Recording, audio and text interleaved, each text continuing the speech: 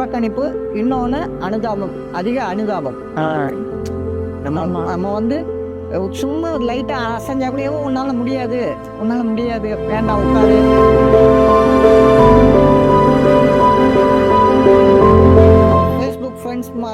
Facebook ஃப்ரெண்ட்ஸுன்றது முதல்ல நம்மளை சுற்றி இருக்கிற சொந்தக்காரங்களாக தான் இருப்பாங்க. அதுக்கப்புறம் தான் வெளி மனிதர்கள். அப்போது அவங்களுக்கு ஆச்சரியமாக இருக்குது, ஏதோ பண்ணுறான் அப்படிங்கும் போது ஒரு சில பேர் பாசிட்டிவ் 10 பேர் இருக்காங்கன்னா அந்த 10 பேர்த்தில் 3 பேர் பாசிட்டிவாக நினச்சா 7 பேர் நெகட்டிவாக நினைக்கிறாங்க.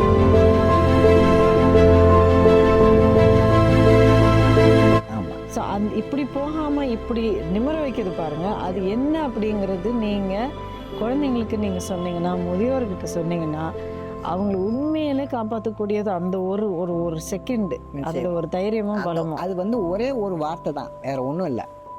உன்னால் முடியாது. இந்த வார்த்தையை நான் கேட்கும் போது தான் அந்த முடிவு எடுக்கிறேன், என்னால் முடியும்.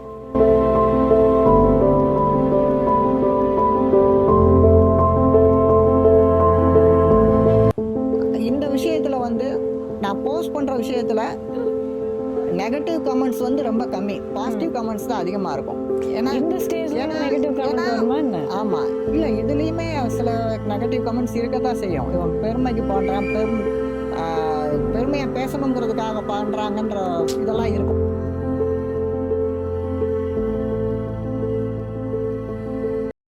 எல்லாருக்கும் வணக்கம். One more episode of heroes of Tamil Nadu.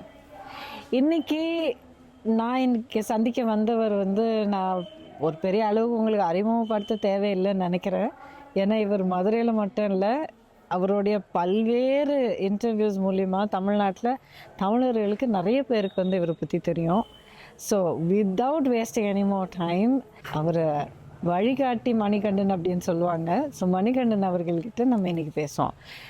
But before we start, எல்லாருமே அவருடைய இந்த தொண்டு பணிகளை பற்றி கேட்பாங்க. நிறைய பேசியிருக்கார், நிறைய விஷயங்கள் வந்து அவர் பண்ணியிருக்காரு. It's all really amazing. ஆனால் எனக்கு வந்து அவரை பற்றி தெரிஞ்சுக்கணும்னு ஆசை இருக்குது. ஸோ பெரும்பாலும் அதுதான் நான் கேட்க போகிறேன் இன்றைக்கி. வணக்கங்க. வணக்கம். உங்களை சந்தித்தது ரொம்ப சந்தோஷமாக இருக்குது, ரொம்ப பெருமையாக இருக்குது. நான் வந்து இன்ட்ரடக்ஷனில் சொன்ன மாதிரி உங்களை பற்றி நான் தெரிஞ்சுக்க விரும்புகிறேன். ஏன்னா உங்களுடைய ஒர்க்கை பற்றி, உங்களுடைய இந்த சர்வீஸை பற்றி நிறைய தெரியும். நிறைய பேருக்கு நிறைய விஷயம் தெரியும்.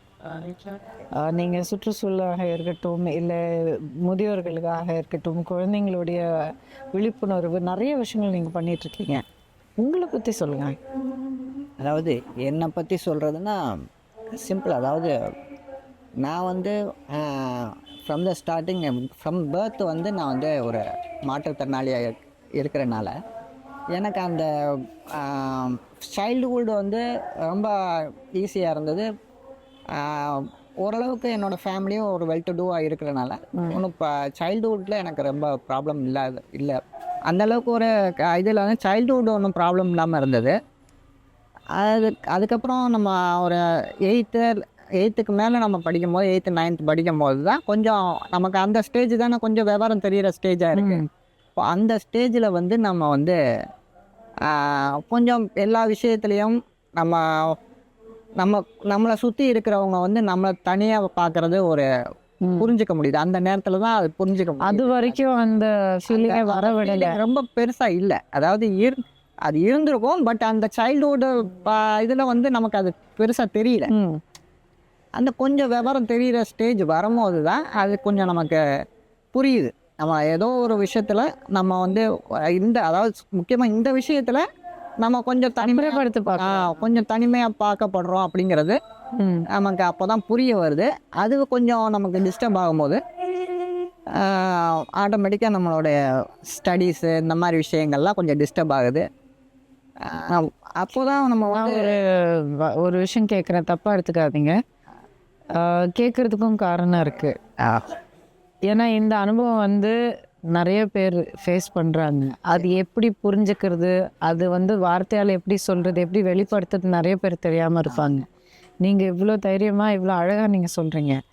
அந்த டிஸ்டர்புங்கிற வார்த்தைக்கு வந்து கொஞ்சம் விளக்கி சொல்லுங்க. என்ன மாதிரி வார்த்தைகள் வந்து முக்கியமாக சொல்லணும்னா, இது வந்து ஒன்று நம்மளை வந்து நம்ம பொது விஷயங்களில் நம்மளால் ஈடுபட முடியாதுன்ற ஒரு சூழலை வந்து எல்லாரும் காட்டுறாங்க நம்மகிட்ட. ஒரு ஒரு ஏதாவது ஒரு இடத்துக்கு கூட்டிகிட்டு போகணும், ஏதாவது ஒரு ஒரு ஸ்கூலில் ஒரு மீட் இருக்குது, இல்லை ஏதாவது ஒரு ஈவெண்ட் இருக்குது அப்படின்னா அந்த ஈவெண்ட்டில் நம்மளால் அங்கே நேரடியாக அதை வந்து போய் பார்க்குறதுக்கு கூட ஒரு முடியல, நேரடியாக போய் நம்மளால் ஈவெண்ட்டில் இருக்க முடியல. அந்த நம்மளை கிளாஸ் ரூம்லேயே உட்கார வைக்கிறது, இந்த மாதிரி விஷயங்கள், அப்படி பல விஷயங்கள் இருக்குது. இது வெளியவும் ரொம்ப கஷ்டப்பட்டு இது நம்ம வெளியவும் ரிலேட்டிவ்ஸ் இந்த மாதிரி இடங்களுக்கெல்லாம் வந்து டைரெக்டாக நம்ம போக முடியாதது, இந்த மாதிரி விஷயங்கள்லாம் நமக்கு வந்து ஒரு டிஸ்டர்பன்ஸாக இருந்ததுனால அடுத்தடுத்து கொஞ்சம் அந்த ஸ்டடீஸ் இந்த மாதிரி விஷயங்கள் எல்லாம் கொஞ்சம் டிஸ்டர்பன்ஸ் இருந்தது. அதுக்கப்புறம் கொஞ்சம் நல்லா வளர்ந்ததுக்கப்புறம் நமக்கு அந்த இது வந்து தொடர்ந்துக்கிட்டே வருது. அது ஸ்டடீஸ் தாண்டி அதுக்கப்புறம் நம்ம பிஸ்னஸ்க்கு வரும்போதும் அந்த ஒரு இது இருக்குது. என்ன பிஸ்னஸ் பண்ணீங்க? இப்போ நம்ம வந்து ஃபேமிலி பிஸ்னஸ் தான். ஃபேமிலி பிஸ்னஸ், நம்ம ஆட்டோமொபைல் டூல்ஸ் பிஸ்னஸ் பண்ணுறோம். ஓகே, தயாரிக்கிறீங்களா? இல்லை சேல்ஸ். Okay, sales. அது ஒரு சின்ன மீடியம் பிஸ்னஸ் தான். அந்த இதில் வந்து ஸோ நீங்கள் படிப்பு முடிச்சுட்டு பிஸ்னஸ் பண்ண ஆரம்பிக்கிறீங்க? படிப்பை வந்து டிஸ்கண்டினியூ பண்ணிட்டு ஸ்டேஜில் இதில் 10th டிஸ்கண்டினியூ பண்ணிவிட்டு. எதனால டிஸ்கண்டினியூ? அதான் இந்த ஒரு என்னை சுற்றி இருக்கக்கூடிய ஒரு அதாவது ஒன்று புறக்கணிப்பு, இன்னொன்று அனுதாபம், அதிக அனுதாபம்.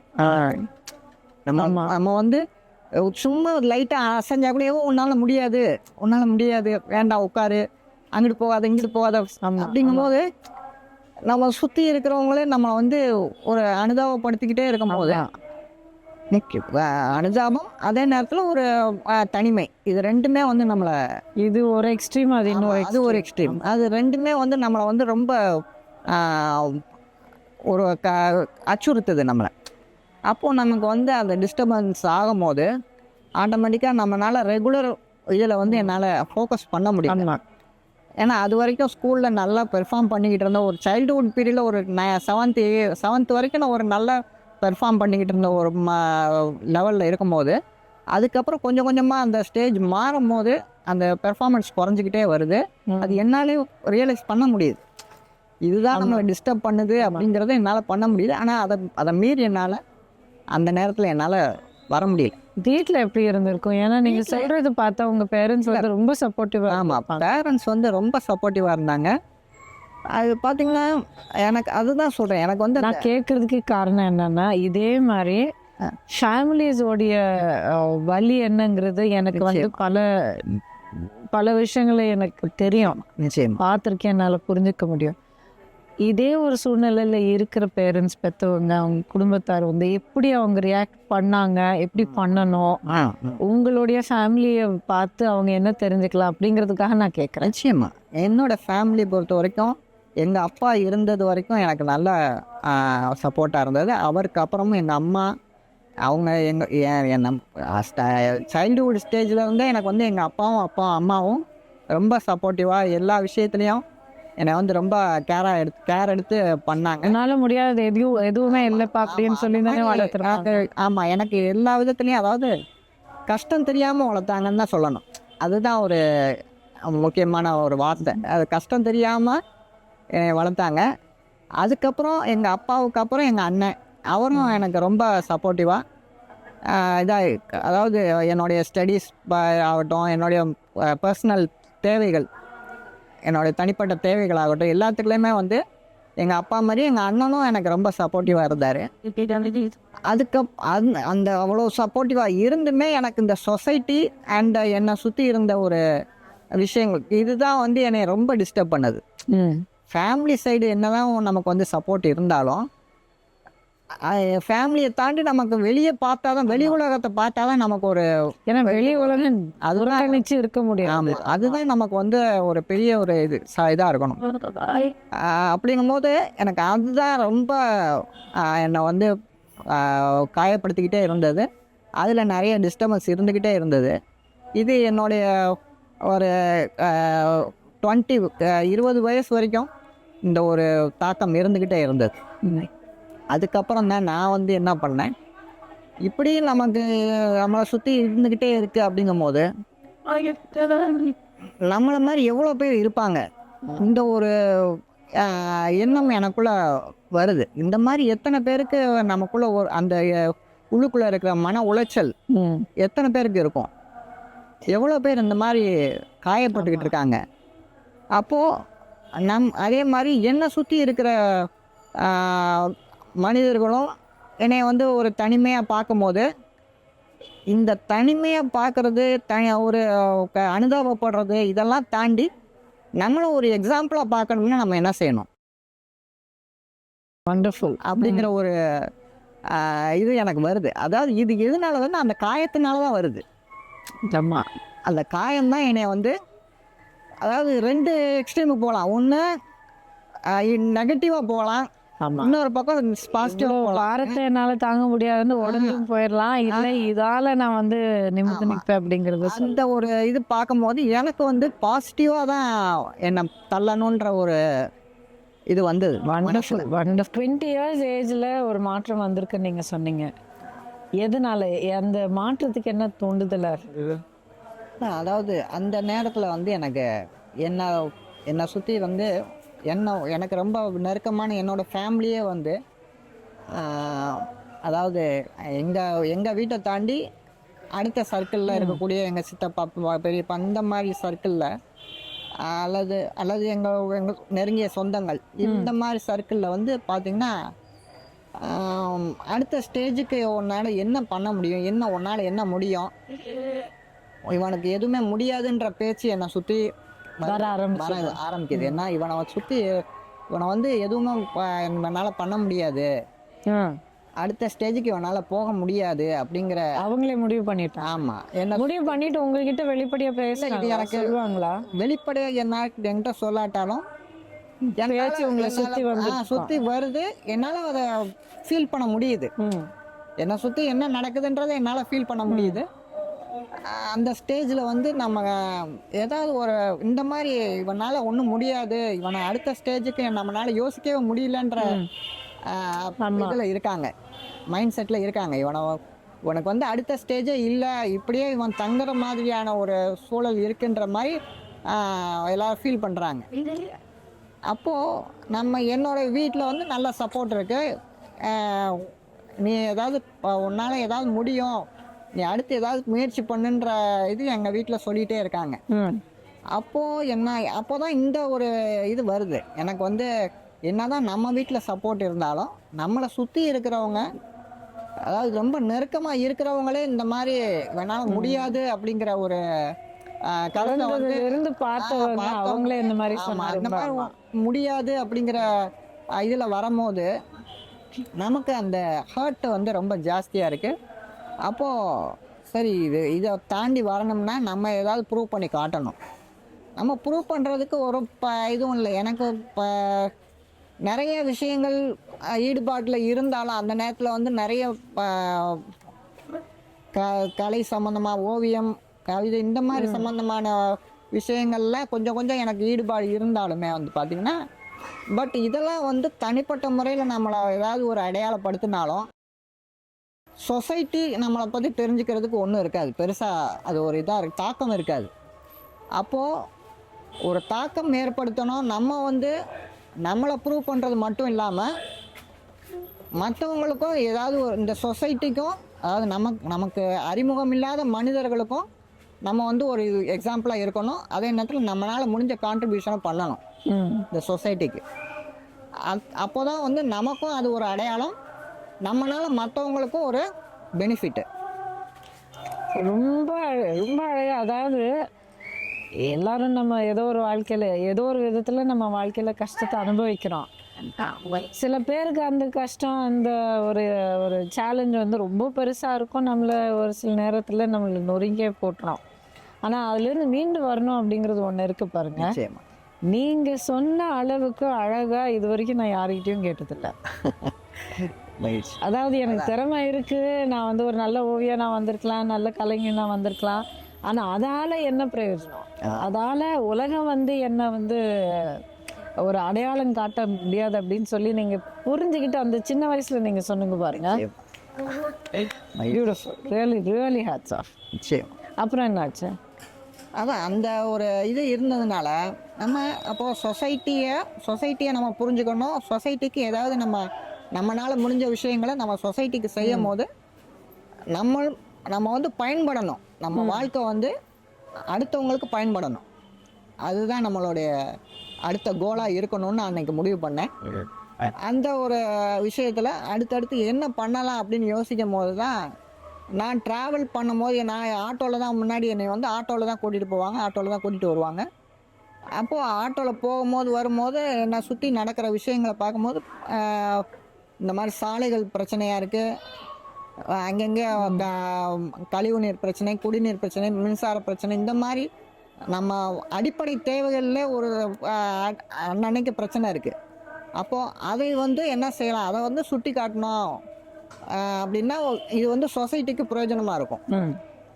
அப்போது நான் எடுத்த மொதல் விஷயம் அதுதான், அடிப்படை தேவைகளுக்கு மனு வழங்குதல்.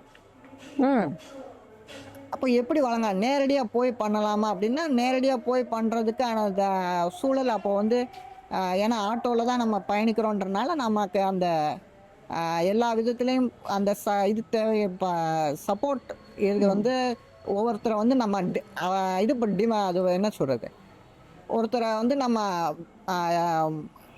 தேவையாக இருக்குது, இன்னொருத்தருடைய சப்போர்ட் தேவை அப்படிங்கிற ஸ்டேஜில் இருக்கிறனால அந்த ஒரு இது இல்லாமல் ஆன்லைனில் நான் ரெகுலராக வந்து சின்ன வயசுலேருந்து பேப்பர் படிப்பேன், நியூஸ் பேப்பர். அப்போது நியூஸ் பேப்பரில் ஒரு நியூஸ் பார்க்குறேன், ஃபேஸ்புக் மூலமாக அடிப்படை தேவைகளுக்கு நீங்கள் வந்து மாவட்ட நிர்வாகத்தை அணுகலாம் அப்படிங்கிற ஒரு நியூஸை பார்க்குறேன். அப்போது எனக்கு அந்த ஒரு விஷயம் அந்த நேரத்தில் எனக்கு டக்குன்னு கிளிக் ஆகுது. சரி, இந்த மாதிரி அடிப்படை தேவைகளுக்கு ஃபேஸ்புக் மூலமாக நம்ம வந்து கலெக்டரை நம்ம அணுகலாம் அப்படின்னா செஞ்சு பார்ப்போம் அப்படின்னா அதை என்ன செய்கிறேன், என்னுடைய பட்டன் ஃபோனில் தான் ஃபோட்டோ எடுக்கிறேன். அந்த என்னுடைய ஏரியாவில் இருக்கிற ரோடை ஃபோட்டோ எடுத்து ஃபஸ்ட்டு அதை தான் போஸ்ட் பண்ணுறேன். இந்த மாதிரி இந்த தெருவில் இந்த வார்டில் சாலை பிரச்சனை இருக்குது, ஸ்கூல் இருக்குது பக்கத்தில், மாணவிகள்லாம் போகிறாங்க, நிறைய சாலை சரியில்லாதனால விபத்துகள் ஏற்படுதுன்னு சொல்லி அதை வந்து கலெக்டருக்கு போஸ்ட் பண்ணுறேன். அடுத்த நாள் எனக்கு அந்த கலெக்டருடைய இது வருது, ரிப்ளை வருது, உங்களுடைய இது கிடச்சிது, கம்ப்ளைண்ட் கிடச்சிது, இதை நான் வந்து கன்சர்ன் டிபார்ட்மெண்ட்டுக்கு நான் ஃபார்வர்ட் பண்ணுறேன் அப்படின்னு எனக்கு ஒரு ரிப்ளை வருது. அடுத்த ஒரு 3 நாளில் 3வது நாள் அது சரி செய்யப்படுது. அந்த அப்பா அது சரி செய்யப்படுது. அப்போது எனக்கு ரொம்ப சந்தோஷம். சரி, நம்ம எடுத்த முடிவு, நம்ம எடுத்த ஆரம்பமே ஒரு சிறப்பாக இருக்குது, சொசைட்டிக்கு நம்ம செய்யணுன்ற நினைக்கிற விஷயம் சரியான பாதையில் நம்ம போகிறோன்ற ஒரு மைண்ட் செட்டு எனக்கு கிடச்சிது. அப்போது ஓகே, அடுத்தடுத்து நம்மளுடைய இது என்ன அப்படின்னு பார்க்கும்போது இதை வந்து ரெகுலர் ஆக்குறேன்.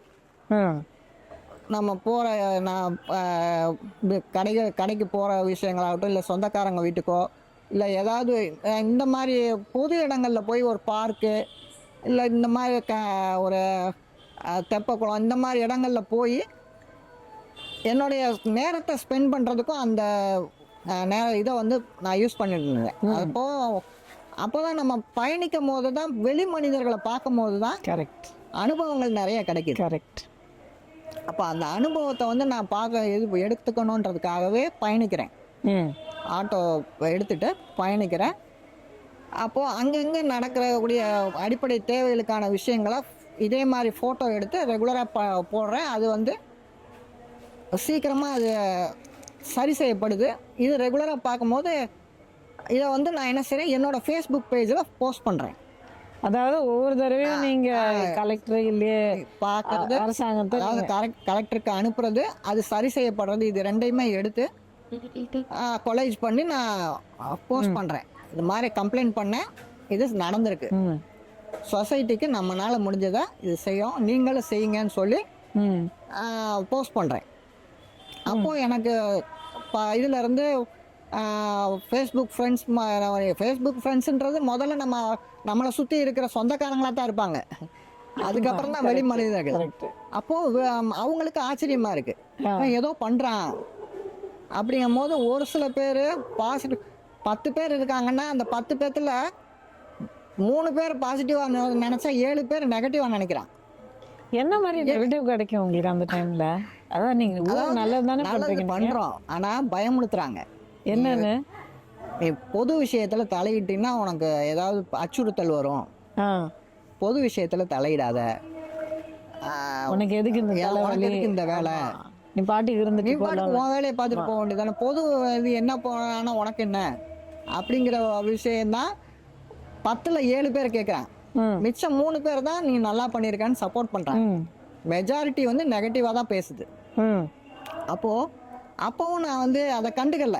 ஏன்னா இதை நான் சின்ன வயசுலேருந்து பார்த்துக்கிட்டே இருக்கேன். நெகட்டிவ் கருத்துக்களை நான் சின்ன வயசுலேருந்து பார்த்துக்கிட்டே இருக்கிறனால ஓகே, அவங்க பேசுகிறவங்க பேசிகிட்டே போட்டோம். நம்ம செய்கிறது, அதாவது நம்ம வந்து நான் எப்போவுமே வந்து ஒரு புகார் கொடுக்குறேன்னா இது ஏன் நடந்துச்சு, எதனால நடந்துச்சு, யாருனால நடந்துச்சுன்றதெல்லாம் என்னோட கேள்வி இல்லை. இப்படி இருக்க இதை சரி பண்ணி கொடுங்க, தாழ்மையுடன் கேட்டுக்கொள்கிறேன், அவ்வளோதான். ஆமாம், நான் யாரையும் குற்றம் சொல்லலை, ஆமாம், யாரையும் நான் கேள்வி கேட்கல, ஒன்றும் செய்யலை. ரியாலிட்டி இப்படி இருக்குது, இதை சரி பண்ணுங்க, அவ்வளோதான் என்னுடைய ரெக்வஸ்ட்டு. அப்போ அது நடக்குது. நான் கேள்வி கேட்குறேன், யாரையாவது குற்றம் சொல்கிறேன்னா தான் அது பிரச்சனை வரும். அது தேவையில்லை எனக்கு.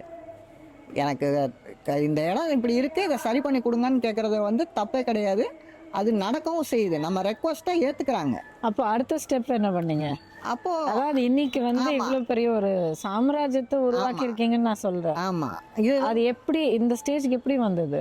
அதுதான் இது பண்ணும்போது நெகட்டிவ் தாண்டி வரும்போது அதுக்கப்புறம் இது ரெஸ்பான்ஸ் நல்லா இருக்குது அப்படிங்கிறத சொசைட்டிக்கு நான் காட்டிக்கிட்டே இருக்கும்போது ஒரு ஸ்டேஜில் அந்த 7 பேர் இது பண்ணுறாங்க. அதாவது ஒரு எக்ஸாம்பிள், மெஜாரிட்டி பீப்புள் வந்து என்னை நெகட்டிவாக பண்ணிக்கிட்டே இருந்தவங்க அந்த ரெஸ்பான்ஸ் நல்லா இருக்குன்னு அவங்களுக்கே தெரியும் போது என்ன ஆகுதுன்னா அது பாசிட்டிவாக மாறுது. Very good. 7 3 ஆகுது, 1 ஆகுது, இப்படி மாறுது. அப்போது அவங்களே ரெக்வஸ்ட்டை கொண்டு வராங்க. சூப்பர். என் ஏரியாவில் இப்படி இருக்கு, இதப்பா நீ ஜெயிச்சிட்டீங்கன்னு அர்த்தம் அப்படிங்கிற ஒரு ஸ்டேஜுக்கு வருது. எனக்கு அது ரொம்ப ஹாப்பியாக இருந்தது. அதுக்கப்புறம் அதுலேருந்து தாண்டி அதுக்கப்புறம் அடுத்தது நம்ம இது பண்ணிக்கிட்டே இருக்கோம். இருந்தாலும் இதையும் தாண்டி சொசைட்டிக்கு நம்ம அடுத்த லெவலுக்கு ஏதாவது பண்ணணும் அப்படிங்கும் போது இந்த மாதிரி முதியோர் இல்லங்களை தேடினேன். ஏன்னா முதியோர் இல்லங்கள் வந்து இருக்குது அப்படிங்கிறத வந்து நான் ரெகுலராக நம்ம மீடியா, சோஷியல் மீடியாலையும் தெரிஞ்சுக்கிறோம். டெஃபினட்டாக இது யாருமே வந்து இக்னோர் இது வந்து என்னோட கருத்து மட்டும் இல்லை, பெரும்பாலான நம்ம சொசைட்டியை பற்றி யோசிக்கிற பெரும்பாலான மனிதர்களுடைய கருத்து முதியோர் இல்லைங்கிறது ஒன்று இருக்கவே கூடாதுங்கிறது தான். கரெக்ட்.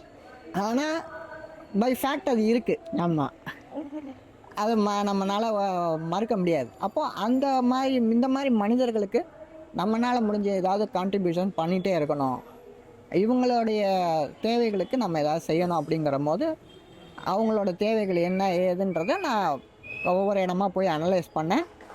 என்னுடைய தனிப்பட்ட சேமிப்புகளை வந்து இதுக்கு யூஸ் பண்ணேன்.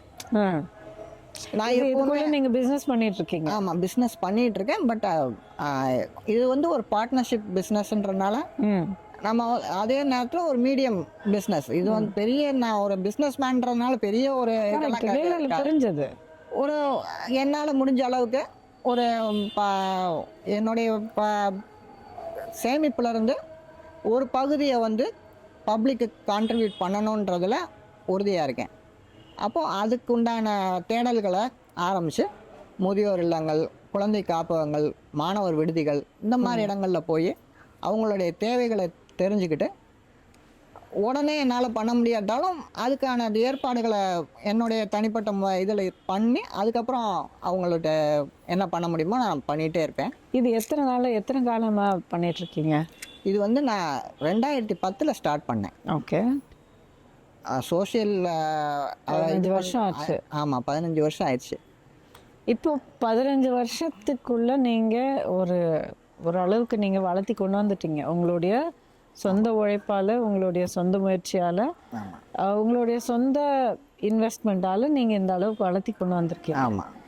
இது அடுத்து எங்கே போகணுன்னு உங்களுடைய ஆசை? இல்லை எனக்கு வந்து உங்களுடைய பணிகள், உங்களுடைய ஃபவுண்டேஷன் வந்து எங்கே ரீச் ஆகணும்? உங்களுடைய அடுத்த கோல் என்ன? எனக்கு வந்து கோல்னு பார்த்தீங்கன்னா, எனக்கு பெருசாக சாதனைகள் அது இதை வச்சு பெருசாக சாதிக்கிறேன் பெருமைப்படுறேங்கிறதெல்லாம் ஒன்றும் கிடையாது. இல்லை, அது நான் அப்படி கேட்கல. என்னன்னா இப்போ நம்ம ஏதோ ஒன்று செய்கிறோன்னா, ஃபார் எக்ஸாம்பிள் இன்னைக்கு நான் செய்கிற இந்த பணிகளால் என்னால் ஒரு 1000 பேருக்கு உதவி பண்ண முடியும்னா, என்னுடைய அடுத்த கோல் வந்து 10,000 பேர் நான் உதவி பண்ண, அந்த மாதிரி என்ன கோல்? இதுதான் இதுக்கு நான் என்ன சொல்ல முடியும்னா, இது வந்து என்னுடைய ட்ரஸ்ட்டுங்கிறது வந்து நான் வழிகாட்டி மனிதர்கள் ட்ரஸ்ட்டுங்கிறது வந்து என்னை வந்து ஒரு அடையாளப்படுத்துகிற என்னுடைய சேவைகளை ஒரு சமூக சேவகர்னு சாதாரணமாக சொல்லும் போது ஒரு அது வந்து பெருசாக ஒரு ரீச் இருக்கிறது கம்மியாக இருக்குது அப்படிங்கிறனால, அதாவது என்ன சொல்கிறது, சமூக சேவகர்ன்றது வந்து பொதுவாக எல்லா விஷயத்துக்கும் நான் சொல்ல வேண்டியிருக்கு. போராட்டம் பண்ணுறவங்களுக்கும் சமூக சேவகர்னு சொல்கிறாங்க, மற்றபடி சேவை பண்ணுறவங்களே சமூக சேவகர்னு தான் சொல்கிறோம். அப்போது நம்மளை தனியாக ஒரு அடையாளப்படுத்தணும் அப்படின்னா நமக்குன்னு ஒரு அமைப்பு இருந்தால் சரியாக இருக்கும். அப்படிங்கிறனால தான் இந்த அறக்கட்டளையை அடையாளப்படுத்தினேன். அந்த அறக்கட்டளையில் ஆரம்பத்தில் இருந்தே நான் வந்து மேக் ஷுவர் இது வந்து டொனேஷன் யார்ட்டையும் வாங்கக்கூடாதுங்கிறத.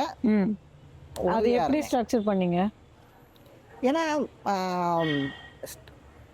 டொனேஷன் வாங்கி பண்ணுறவங்க நிறைய பேர் இருக்காங்க, அது சக்ஸஸ்ஃபுல்லாக பண்ணுறாங்க, ரொம்ப சரியான முறையில் பண்ணுறவங்க நிறைய பேர் இருக்காங்க.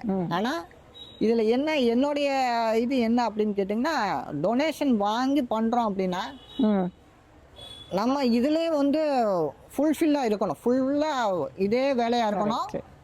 அதே நேரத்தில் நம்ம அடுத்தவங்களுக்கு பதில் சொல்லணும், நமக்கு கொடுக்குறவங்களுக்கு நம்ம பதில் சொல்லணும். கரெக்ட். ஒரு அக்கௌண்டபிலிட்டி இருக்கணும். அதுவும் தவிர அதை ப்ரூவ் பண்ணிகிட்டே இருக்கணும். கரெக்ட். அப்போது எனக்கு வந்து நான் ஒரு மனநிறைவு, அதே நேரத்தில் ஒரு நம்ம வந்து ஒரு சொசைட்டிக்கு ஒரு எக்ஸாம்பிளாக சேலஞ்சாக இருக்கணும் அப்படிங்கிறதுக்காக தான் நம்ம இதை பண்ணுறோம். இது வந்து நம்மளுடைய நேமை ப்ரூவ் பண்ணுறதுக்காகவோ அதாவது பெருமைக்காகவோ இதுவோ இல்லை.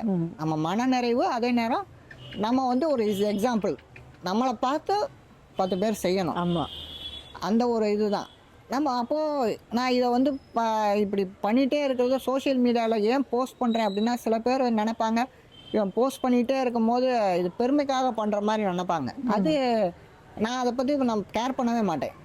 ஆனால் இந்த விஷயத்தில் வந்து நான் போஸ்ட் பண்ணுற விஷயத்தில் நெகட்டிவ் கமெண்ட்ஸ் வந்து ரொம்ப கம்மி, பாசிட்டிவ் கமெண்ட்ஸ் தான் அதிகமாக இருக்கும். ஏன்னா இந்த ஸ்டேஜ்ல நெகட்டிவ் கமெண்ட் வருமா என்ன? ஆமாம், இல்லை இதுலேயுமே சில நெகட்டிவ் கமெண்ட்ஸ் இருக்கத்தான் செய்யும். இவன் பெருமைக்கு பண்ணுறான், பெருமையாக பேசணுங்கிறதுக்காக பண்ணுறாங்கன்ற இதெல்லாம் இருக்கும். அதெல்லாம் நம்ம கண்டுக்க தேவையில்லை. பட் ஆனால் இதில் என்ன எனக்கு முக்கியமான ஒரு அச்சீவ்மெண்ட், என்னுடைய அச்சீவ்மெண்ட்டு நான் இதை சொல்லுவேன் அப்படின்னா, எத்தனையோ பேர் இளைஞர்கள் எல்லா வயதினருக்குமே வந்து வெளியூர்ல இருந்தோ வெளிநாட்டுல இருந்தோ துபாயில இருந்தெல்லாம் எனக்கு நிறைய வெளிநாடுகள்ல இருந்தெல்லாம் ஃபோன் பண்ணி உங்களுடைய ஆக்டிவிட்டிஸ் பார்த்து நாங்களும் சோஷியல் ஆக்டிவிட்டீஸ்ல இறங்கியிருக்கோம் அப்படின்னு சொல்றாங்க. அந்த ஒரு மனநிறைவு எனக்கு இருக்கு. இன்ஸ்பயர் பண்றோம் அப்படிங்கிற ஒரு மனநிறைவு. அப்போ நம்ம யாரை பத்தியும் நம்ம கவலைப்பட தேவையில்லை, நம்ம செய்யறது செய்வோம். ஸோ அடுத்தது என்ன செய்ய விரும்புறீங்க? உங்களுடைய அடுத்த டார்கெட் என்ன? எனக்கு வந்து டார்கெட்டுன்னு பார்த்தீங்கன்னா பெருசாக நம்ம பெரிய மேடை போட்டு பெரிய நிறைய பேத்துக்கு நம்ம பண்ணணும் அப்படிங்கிறதெல்லாம் எனக்கு கிடையாது. என்னுடைய இதில் என்னுடைய சம்பாத்தியத்தில் என்னுடைய சேமிப்பில் தொடர்ந்து என்ன கடைசி நொடி வரைக்கும் இந்த சேவையை நான் செய்யணும். நான் மேடை போட்டு பெருசாக அலங்காரம் பண்ணி 100 பேத்துக்கு செஞ்சேன் 500 பேத்துக்கு செஞ்சேன்றதெல்லாம் எனக்கு வேண்டாம். என்னுடைய தேவை சாதாரண மக்களை சீக்கிரம் ஈஸியாக நம்ம அணுகணும், அவங்களுக்கு தேவையானதை செய்யணும். ஏன்னா முதியோர் இல்லங்கள் இல்லை, தனிப்பட்ட மனிதர்களே ஏழ்மையான மனிதர்கள் நிறைய பேர் இருக்காங்க, அவங்களுடைய தேவைகள் நிறைய இருக்குது. எல்லாருடைய தேவைகளும் என்னால் பூர்த்தி பண்ண முடியாது. ஆனால் என்னால் முடிஞ்சதை எங்கேயாவது யாருக்காவது ஒருத்தருக்கு செஞ்சுக்கிட்டே இருக்கணும். நான் ஒரு விஷயம் வந்து உங்களுக்கு கண்டிப்பாக சொல்லியே ஆகணும். இப்போது நீங்கள் பேசுகிறதெல்லாம் கேட்டுட்டு இருக்கும்போது ஒரு விஷயம் ரொம்ப பளிச்சுன்னு தெரியுது. அதாவது நீங்கள் லைஃப்பில் ஃபேஸ் பண்ண சேலஞ்சஸ் வந்து பிறந்ததுலேருந்து நீங்கள் பார்த்துட்ருக்கீங்க. சாதாரண எதிர்ப்புகள், சாதாரண பிரச்சனைகள் இல்லை. உங்களுடைய மனசையே இந்த அளவுக்கு நொறுக்கி போட்டு புண்படுத்துகிற அளவுக்கு ஒரு சின்ன வயசுலேருந்து நீங்கள் பார்த்து வரீங்க. ஆனால் இன்றைக்கி இவ்வளோ தெளிவாக, அதாவது உங்களுடைய பேச்சு மட்டும் இல்லை, உங்களுடைய ஆலோசனைக்கு கீழே இருக்கிற அந்த ஒரு ஃபவுண்டேஷன் இருக்குது பாருங்கள். இத்தனை வருஷமாக முதல் அடி எடுத்து வைக்கிறதுலேருந்து அவ்வளோ தெளிவாக நீங்கள் உங்களை அனலைஸ் பண்ணியிருக்கீங்க. நான் யார், எனக்கு என்ன வேணும், என்னோடய திறமை என்ன, என்னால் என்ன பண்ண முடியும், நான் என்ன சாதிக்க விரும்புகிறேன் அப்படிங்கிறது உங்களை அவ்வளோ அழகாக இவ்வளோ முழுசாக நீங்கள் புரிஞ்சுக்கிட்டு ஒவ்வொரு டிசிஷன் அப்படி தெளிவாக எடுத்திருக்கீங்க பாருங்கள். I really appreciate that. ஏன்னா இது ஒரு சாதனை மட்டும் இல்லை, இன்னும் சொல்லப்போனால் உங்களுடைய பணிகளை பார்த்து அதில் இன்ஸ்பயர் ஆகி அதே மாதிரி செயல்படணும்னு ஆசைப்படுறவங்க அது ஒரு பக்கம். ஆனால் அதுக்கு பின்னால் அதுக்கு ஒரு அஸ்திவாரமாக இருக்கிற உங்களை பார்த்து இன்ஸ்பயர் ஆக வேண்டிய நிறைய இருக்குது. எல்லாருடைய பிரச்சனைகள் உங்கள் லைஃப்பில் உங்களுக்கு பிரச்சனை இருக்குது, என் லைஃப்பில் எனக்கு பிரச்சனை இருக்குது, தம்பி லைஃப்பில் பிரச்சனை இருக்குது, எல்லாம் ஓகே. ஆனால் அது எப்படி கடந்து வரணும் அப்படிங்கிறது இங்கே இருக்குது. அது என்னுடைய அனுபவத்தில் நான் தெரிஞ்சுக்கிட்ட விஷயம். ஆனால் உங்களுடைய பேச்சிலையும் அந்த பேச்சால் உருவாகின ஒவ்வொரு செயலும் இருக்கு இல்லைங்களா, ரொம்ப அழகாக நீங்கள் உங்களை நீங்கள் மேனேஜ் பண்ணிட்டு வந்திருக்கீங்க. முதல்ல அதுக்கு உங்களுக்கு ஒரு பெரிய பாராட்டு. ஏன்னா உங்களை சுற்றி எவ்வளோ பெரிய சப்போர்ட் இருந்தாலும், உங்கள் பேரண்ட்ஸ் வந்து இல்லை உங்கள் அண்ணன் எல்லாருமே எவ்வளோதான் உங்களை சப்போர்ட் பண்ணி உங்களுக்கு ஒரு ஆதரவாக இருந்தாலும், அந்த உள்ளுக்குள்ளே இருக்கிற அந்த தூண்டுதல் உடஞ்சி போகிற அந்த நேரத்தில் இல்லை நான் நிமிர்ந்து நிற்பேன், நான் சாதிப்பேன், நான் காட்டுவேன் அப்படிங்கிறது உங்களுக்கு உள்ளே இருந்து வந்தே ஆகணும். வேறு யாரும் வெளியிலேருந்து அதை ஊட்ட முடியாது. துணையாக நிற்க முடியும், தோள் கொடுத்து நிற்க முடியும், ஆனால் அந்த தூண்டுதல் உங்களுக்குள்ளே வரணும். ஸோ முதல்ல அந்த ஒரு ஒரு ஸ்பார்க்குக்காகவும் அந்த ஒரு தைரியத்துக்காகவும் அந்த ஸ்ட்ரென்த்துக்காக first of all hats off. And என்னுடைய ஒரு வேண்டுகோள் உங்ககிட்ட, கண்டிப்பாக நீங்கள் இப்போது ஒர்க் பண்ணிகிட்ருக்கிற இத்தனை இடங்கள், முதியோர் இல்லமாகட்டும், இல்லை குழந்தைங்களுடைய விடுதியாகட்டும், வாட் எவர் இட் இஸ், ஒவ்வொரு இடத்துல நீங்கள் நிறைய விஷயங்களை பற்றி நீங்கள் பேசுகிறீங்க, சுற்றுச்சூழலும் மற்ற விஷயங்களாம் பேசுகிறீங்க. நீங்கள் உங்களுடைய இந்த ஃபைட்டிங் ஸ்பிரிட்டை பற்றி நீங்கள் பேசுங்க. நிச்சயமாக பேசிட்டு you have to tell them. ஏன்னா அது வந்து அவங்களுடைய சூழ்நிலைக்கு நீங்கள் ஒப்பிட்டு நீங்கள் சொன்னீங்கன்னா ரொம்ப தெளிவாக அவங்களால எடுத்துக்க முடியும். It's the biggest weapon you can give them. இல்லை அது மாதிரி பேசுகிறதுக்கு என்னை ஸ்கூல்ஸில் கூப்பிட்றாங்க, அங்கேயும் போய் அட்டன் பண்ணுறேன். ஸ்கூல் இதிலெல்லாம் வந்து இந்த மாதிரி இன்ஸ்பைரிங் பீப்புள் கூடிய அவங்களுடைய அனுபவங்கள், அவங்களுடைய இதெல்லாம் பற்றி பேசுகிறதுக்கு என்னையும் ஸ்கூல்ஸ்லாம் கூப்பிட்றாங்க. ஸ்டூடெண்ட்ஸ் முன்னாடி என்னுடைய அனுபவங்கள், என்னுடைய கான்ட்ரிபியூஷன், இந்த சொசைட்டிக்கு செய்ய வேண்டிய கடமைகள், இதை பற்றிலாம் வந்து இதை ஸ்டூடெண்ட்ஸ் கிட்ட பேசுகிறேன். அதுலேயே ஸ்டூடெண்ட்ஸ் வந்து என்கிட்ட தனிப்பட்ட முறையில் வந்து நீங்கள் நல்லா பேசுனீங்க, இன்ஸ்பயர் ஆகிருக்கேன்னு தனிப்பட்ட முறையில் வந்து சொல்கிற ஒரு காட்சிகள்லாம் நம்ம பார்க்கும்போது ரொம்ப மனநிறைவாக இருக்கும். அதே நேரத்தில் நீங்கள் வந்து என்ன பண்ணீங்க அதெல்லாம் நீங்கள் சொல்கிறீங்க, எப்படியெல்லாம் பண்ணோன்னு. அதை தாண்டி என்னுடைய கோரிக்கை என்னென்னா, உங்களுக்குள்ள அந்த தைரியத்தை கொடுத்தது பாருங்கள். அந்த ஒரு நிமிஷத்தில் நீங்கள் சொன்னீங்க இல்லைங்களா, உடஞ்சும் போயிருக்கலாம், நிமிர்ந்தும் நிற்கலாம். ஸோ இப்படி போகாமல் இப்படி நிமிர வைக்கிறது பாருங்கள், அது என்ன அப்படிங்கிறது நீங்கள் குழந்தைங்களுக்கு நீங்கள் சொன்னீங்கன்னா, முதியோர்கிட்ட சொன்னீங்கன்னா, அவங்களை உண்மையிலே காப்பாற்றக்கூடியது அந்த ஒரு ஒரு ஒரு செகண்டு, அதில் ஒரு தைரியமும் பலமும். அது வந்து ஒரே ஒரு வார்த்தை தான், வேறு ஒன்றும் இல்லை. உன்னால் முடியாது, இந்த வார்த்தையை நான் கேட்கும் போது தான் அந்த முடிவு எடுக்கிறேன். என்னால் முடியும், நான் செஞ்சு காட்டுறேன். இந்த சொசைட்டிக்கு என்னுடைய பேரை நிறுத்தி காட்டுறேன் அப்படிங்கிற ஒரு முடிவு இதுதான். அந்த ஒரு வார்த்தை தான், உன்னால் முடியாது, அவனால் முடியாது. என்னால் முடியாதுங்கிற வார்த்தை தான் என்னால் முடியுங்கிற டெசிஷனை எடுக்க வைக்கிது. Super super. அதை வந்து நான் இப்போ எல்லா பள்ளிகள்லையும் நான் பேசும்போது சொல்லுவேன், உங்களால் எது முடியாதுன்னு சொல்கிறாங்களோ அதை முடிச்சு காட்டுங்க. அதுதான் உங்களுடைய முடிச்சு காட்டுறதுக்கான அத்தனை விஷயங்களும் உங்களுக்குள்ள இருக்கு. நிச்சயம். அதை நீங்க கொஞ்சம் உள்ளுக்குள்ள பார்த்து தோண்டி எடுக்கணும் அப்பப்போ. ஆமாம். ஆனால் சாதிக்கிறதுக்கும் வெற்றி அடையிறதுக்கு எல்லா விஷயமும் நமக்குள்ள இருக்கு. நிச்சயம். எல்லா மனிதருக்கும் இருக்குது. அது நிறைய பேர் ப்ரூவ் பண்ணிக்கிட்டே தான் இருக்காங்க. நிறைய மனிதர்கள் நம்மளை சுற்றி நிறைய இன்ஸ்பிரேஷனாக நம்மளை சுற்றி இருந்துக்கிட்டே தான் இருக்காங்க. அதில் நம்மளும் ஒரு ஆளாக இருக்கணுங்கிறது தான் நான் எல்லா மனிதர்கள்ட்டையும் கேட்குறது. ஒவ்வொருத்தரும் ஒவ்வொரு விஷயத்தில் தன்னை ப்ரூவ் பண்ணணும், தன்னை ஈடுபடுத்திக்கிட்டே இருக்கணும், தன்னை வெளிக்காட்டணும். இது வந்து எல்லா மனிதருக்கும் உண்டான விஷயமா நம்ம இதை தொடர்ந்து சொல்லிக்கிட்டே வரணும் எல்லார்ட்டையும். இருங்க, இப்போ உங்களுக்கு புரிஞ்சது இல்லைங்களா? நான் வந்து ஏன் இவர்கிட்ட இந்த கேள்வி கேட்டேன் அப்படிங்கிறது உங்களுக்கு நல்லாவே புரிஞ்சிருக்கும். ஏன்னா ஒரு ஹீரோவுடைய மிக முக்கியமான ஒரு ஆலோசனை, ஒரு குணம், ஒரு மனப்பான்மை எதுவாக இருந்தாலும் இதுதான். This is the winning quality of a hero. And அவருடைய சமூக சேவை அப்படின்னு சொல்கிற வார்த்தை வந்து அவருக்கு பிடிக்கல. பட் அவருடைய பணிகள் மக்களுடைய நலனுக்காக, வளர்ச்சிக்காக, முன்னேற்றத்துக்காக அவருடைய பணிகள் வந்து எவ்வளோதான் அவர் செஞ்சாலும் எல்லாத்துக்கும் பின்னால் இருக்கிறது, எல்லாத்துக்கும் அஸ்திவாரமாக இருக்கிறது தான் இந்த ஒரு குணம், ஒரு குவாலிட்டி. அண்ட் அந்த ஹீரோ குவாலிட்டியை தான் இன்றைக்கி நான் மனசார பாராட்டுறேன். ஹேட்ஸ் ஆஃப்ங்க. I think this is your biggest inspiration to the world. And இவ்வளோ மனசு விட்டு இவ்வளோ அழகாக நீங்கள் ஒவ்வொரு ஸ்டெப்பாக நீங்கள் எக்ஸ்பிளைன் பண்ணிங்க பாருங்கள். I really appreciate that. Thank you so much. நிறைய பேர் கண்டிப்பாக அது ஒரு மிகப்பெரிய இன்ஸ்பிரேஷனாக இருக்கும். நிச்சயமாக. அண்ட் அஃப்கோர்ஸ் உங்களுடைய பணிகளுக்காக நீங்கள் சொன்னீங்க உங்களுக்கு டொனேஷன்ஸ் எல்லாம் நீங்கள் வாங்க விரும்பலை அப்படிங்கிறது, இருந்தாலும் கை கோத்து வேலை செய்கிறதுக்கு ஆளுங்க வருவாங்க. நிச்சயமாக. ஸோ அப்படிப்பட்டவங்க கண்டிப்பாக மேபி நம்மளுடைய இந்த ஷோ பார்த்த பிறகு வரணும்னு ஆசைப்படுறேன். இது எனக்கு வந்து முக்கியமான சப்போர்ட்டே வந்து சமூக சேவையில் இருக்கக்கூடிய ஃப்ரெண்ட்ஸ் தான். என்னதான் நான் வந்து யார்கிட்டையும் நிதி நன்கொடை எதிர்பார்க்கல அப்படின்னாலும், செயல்பாடு அப்படின்னு வரும்போது நம்ம தனிப்பட்ட செயல்பாடை தாண்டி நமக்குன்னு ஒரு சப்போர்ட் கூட இருந்தால் தான் 4 விஷயம் நம்ம செய்ய முடியும்.